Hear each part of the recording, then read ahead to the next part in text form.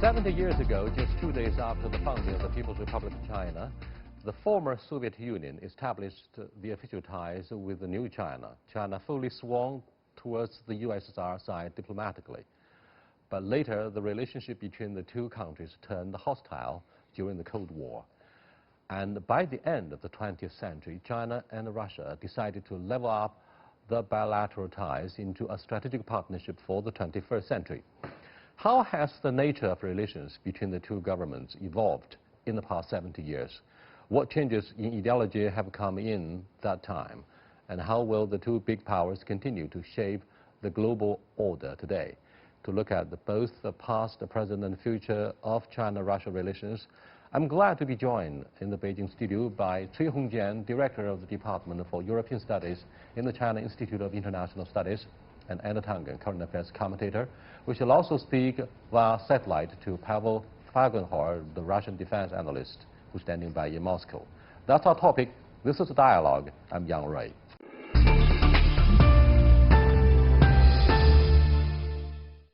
Welcome to Dialogue, gentlemen.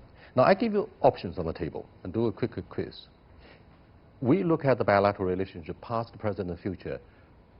Which part of the three you prefer to address at the very beginning of the discussion about the importance of the bilateral relation? The past, the present, or the future?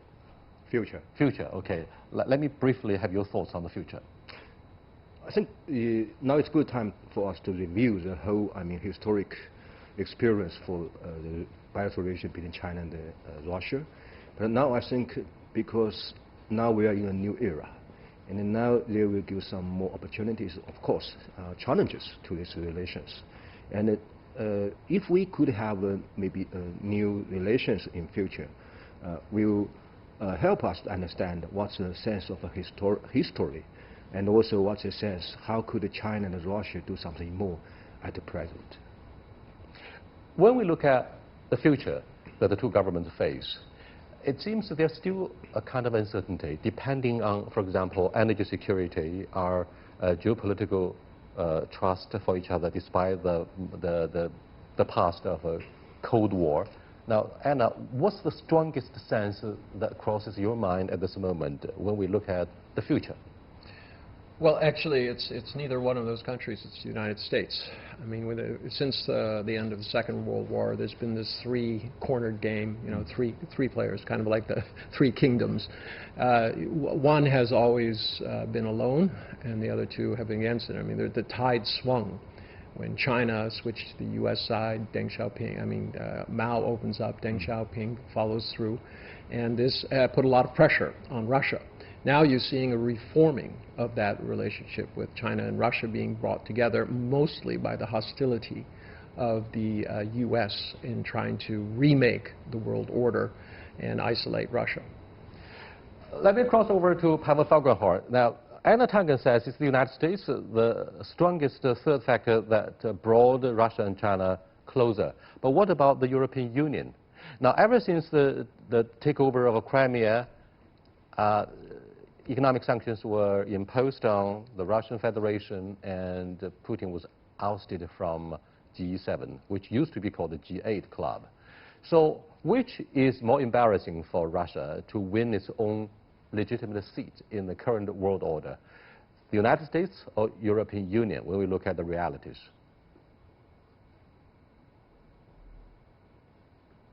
Well, in Moscow, there's a very traditional kind of view of its relationship with the West in general. It's a very kind of Washington-centered. So Washington is seen as the real sovereign, the fully sovereign nation that decides everything. And Europeans are seen as kind of vassals of the Americans, which have limited sovereignty, and that's President Vladimir Putin was many times saying that publicly, that Russia does not want to become an American vassal. That's why it has an independent policy, but Europeans do not, and they have to follow the American line. So that was also the same during the Cold War, that if you want to really decide serious matters, you have to go to the very top, to Washington. Though, of course, Moscow was always trying to kind of peel away from the American sphere of influence in Europe and try to woo American and European allies away from the United States. Now, Pavel, sometimes there was some success, but it was very, Pavel, very limited.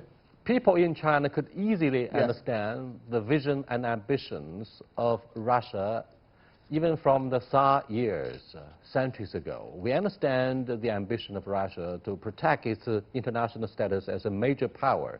And you spoke of the issue of independent foreign policy in an age of power politics.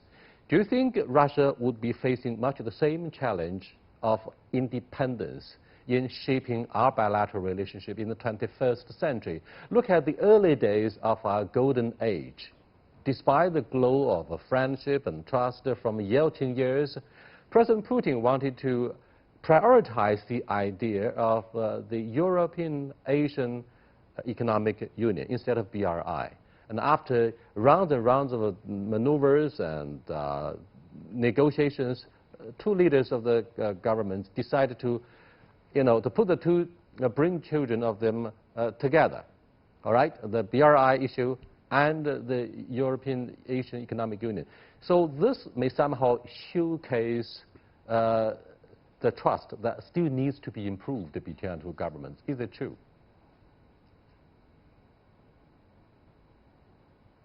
Well, there's, of course, again, a very complicated history of Russia-China relationship. During the Cold War, after the 50s, in the 60s, 70s, and 80s, China was seen as the arch-enemy.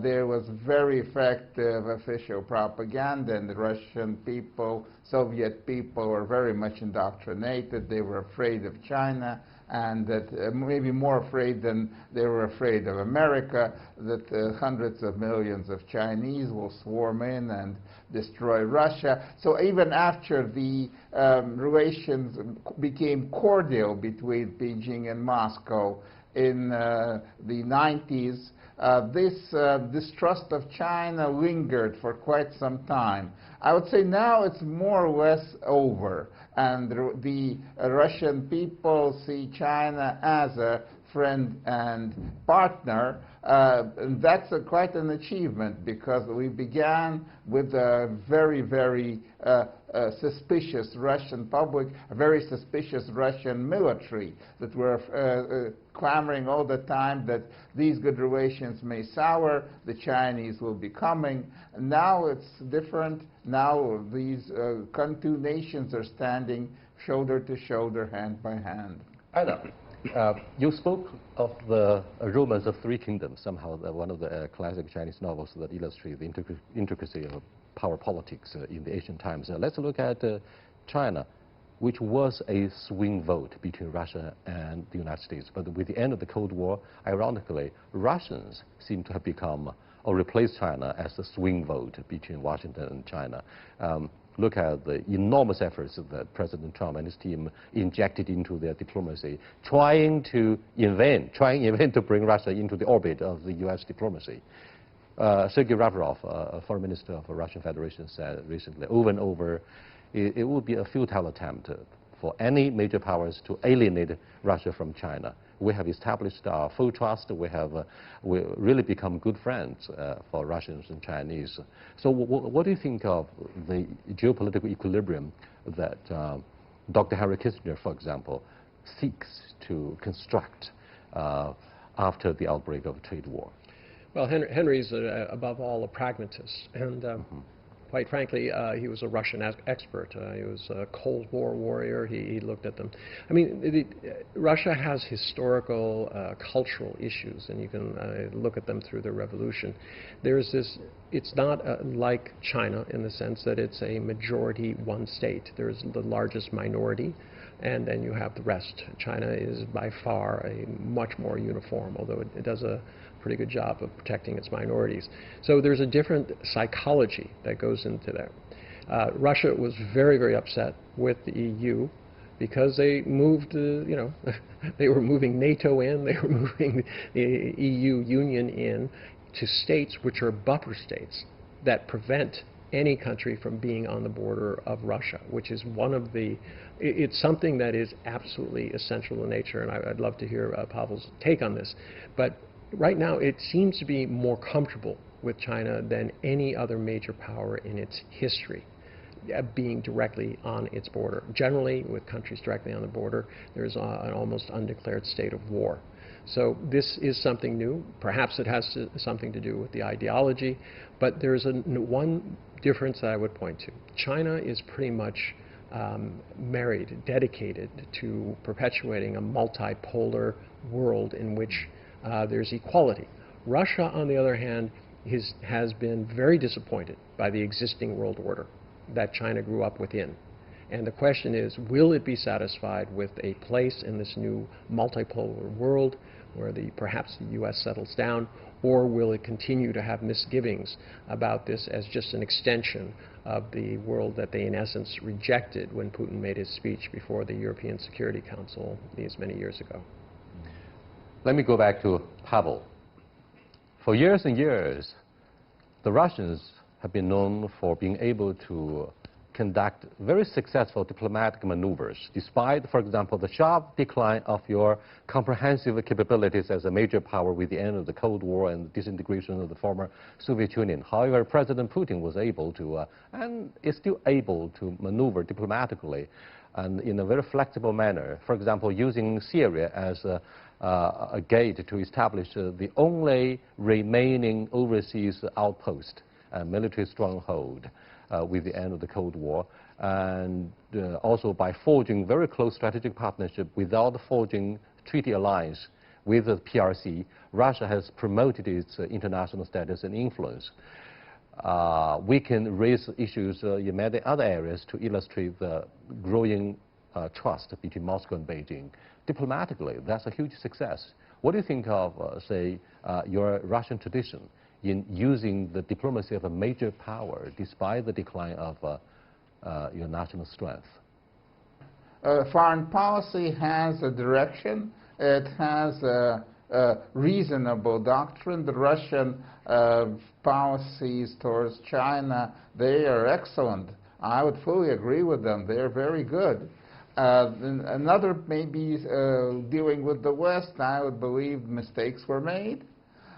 Yes, Russia is still, of course, a major military power. It is a nuclear superpower. There are only two. But economically speaking, Russia, of course, increasingly is dwarfed, not only by the United States, but also by China. And this is causing some problems for Russians and for the Russian leadership, who still see themselves as the inheritors of the Soviet Union, as a kind of, and try maybe to rebuild at least parts of the Soviet Union through these Eurasian Economic Cooperation Organization. And that's not really fully working out. There are some frustrations there. There are discussions in Russia, and have been all the time, in what direction we should move. Just 15 years ago, top Russian military generals were telling me that no, we'll be most likely allied more with America, and then it turns out that that didn't work out, and now we're more allied with China. We have joint Chinese POAs taking part, sizable contingents just now, and again in Russian strategic internal military maneuvers, and that's a totally different level. It's not, of course, an alliance. Neither Russia nor China gave any kind of legal obligation to fight for each other, but the militaries are already training to do that in the seas, in the air, and on the land. So that's a very, very different relationship. It's developing, if not into an alliance, to something very close to that. And that means other parts of the Russian foreign policy have to be, to a large extent, subjugated. And there's a very kind of effective cooperation between Beijing and Moscow, say on the Korean issue. China is the leading nation on the Syrian issue. Russia is the leading nation. They work, Moscow and Beijing work together and very effectively, compared especially with Trump and his very bumpy relationship with any kind of allies. Thank you very much, Mr. Pavel. FELGENHAUER, the former Soviet Union, was the very first major power to have established diplomatic relationship with the PRC back exactly 70 years ago, just 2 days after the founding of the PRC.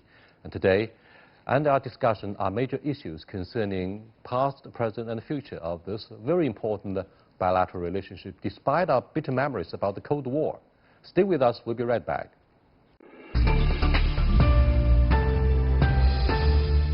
Welcome back. HONGJIAN, the issue of diplomacy aside, what about military maneuvers? Pavel put his finger on the issue of annual military maneuvers or war game on the platform of SCO or in each other's territories, without exception. So how do you read into the statement from both governments about the implications of having regular and annual war games?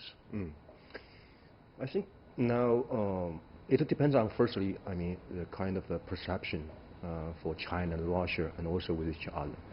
Also, I understand that now China and Russia are not only the two very big players in the world arena, and also two biggest neighbors. So I think mostly to keep a peaceful and stability in this region, and especially between those two neighbors, I think is a most important thing, most important consideration in the mind of both two countries.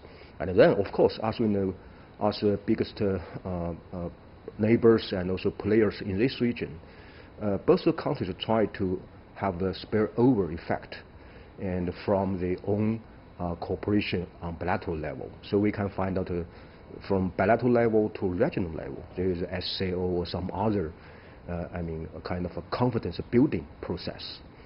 So to some degree, we can look at this SCO or some other regional arrangement, led by China and Russia as a kind of products of this bilateral relation, bilateral cooperation.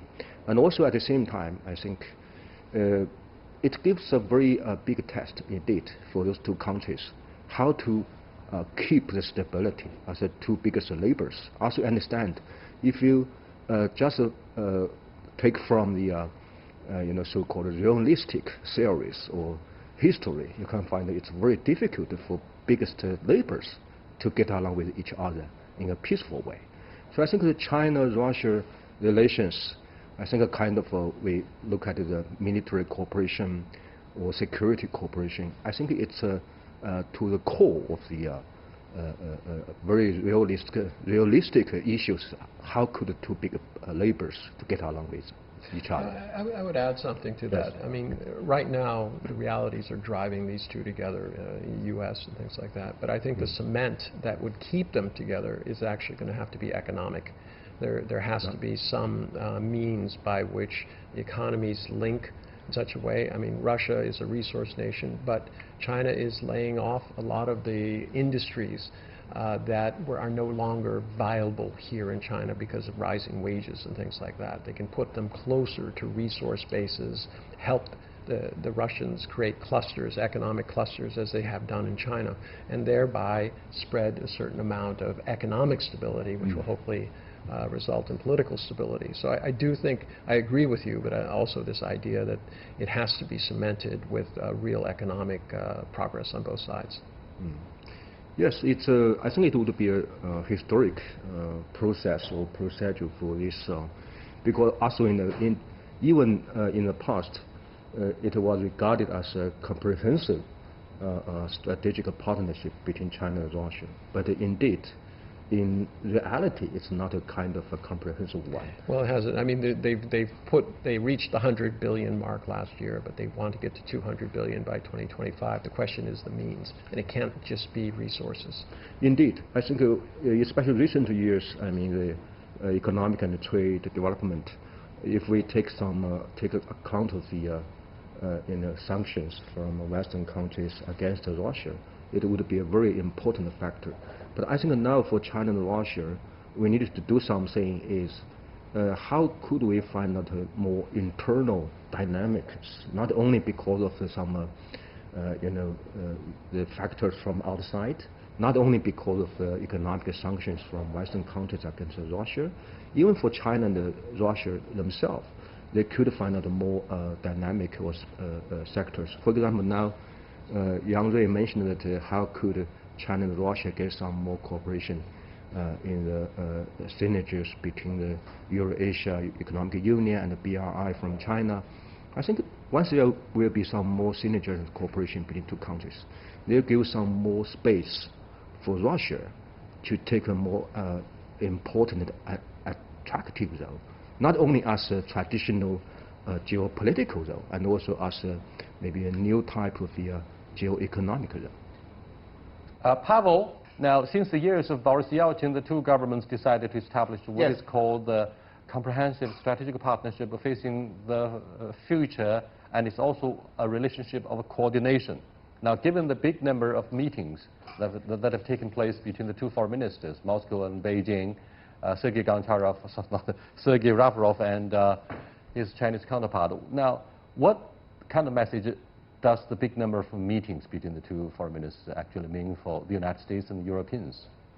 Well, that is a practical reflection of the fact how close the two nations, China and Russia, are cooperating. I mean, they're not just simply meeting to kind of raise eyebrows in Washington or in Brussels, but because there's a lot of issues all the time that have to be ironed out, how to keep in coordination Russian and Chinese foreign policies on important issues like, Korea, the situation in the Gulf, Syria, and so on.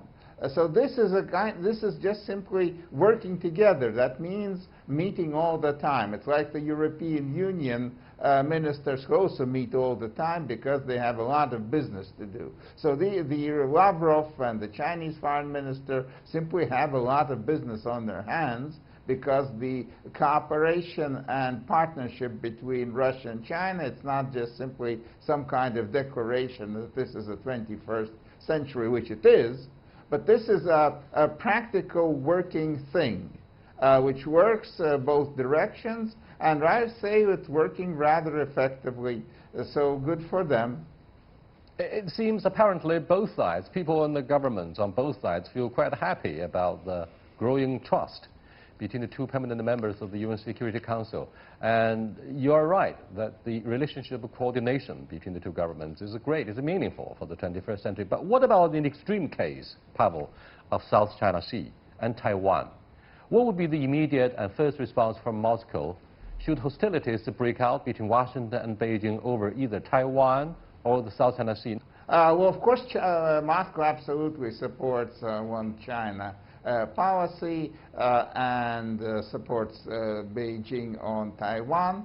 Russia has not given pledges to get involved practically militarily if there's something, God forbid, begins to happen there in the Taiwan Straits. Though, of course, I mean, that will depend further on the different circumstances.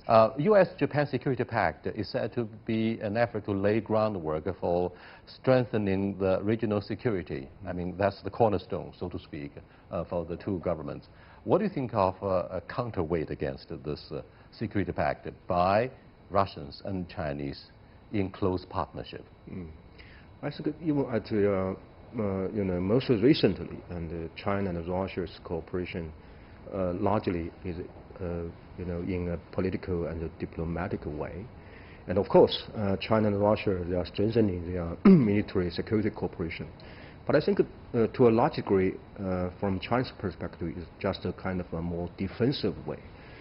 Just like you mentioned, the Taiwan issue or some other, especially the Japan and the United States military cooperation in this region.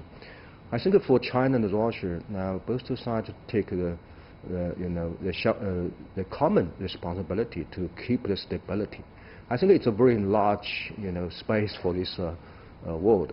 I think to take use of any kind of political, diplomatic approach. And do you think Americans are prepared for the joint efforts by Russia and China to maintain regional stability? And what do you think of the importance of the U.S.-Japan Security Pact?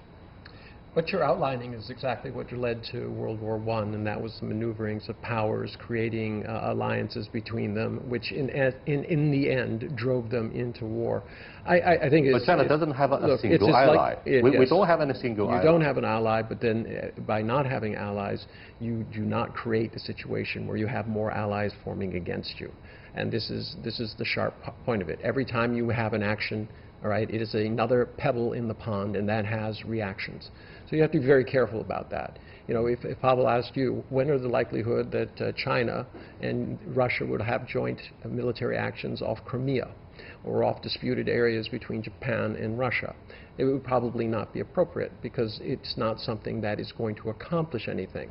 All you're doing is driving other nations to say, see, we have a pact against us. It is now time for us to be serious about our alliances and beefing them up. This is just an excuse for NATO to go and expand itself and say, see, we are needed now. The threat has just simply moved eastward. Thank you, everybody. HONGJIAN, Anna, and Pavel, for joining this discussion about the 70th anniversary of the bilateral relationship since 1949, 70 years ago, when the Soviet Union was the first to have recognized the People's Republic of China. I'll see you next time. Goodbye.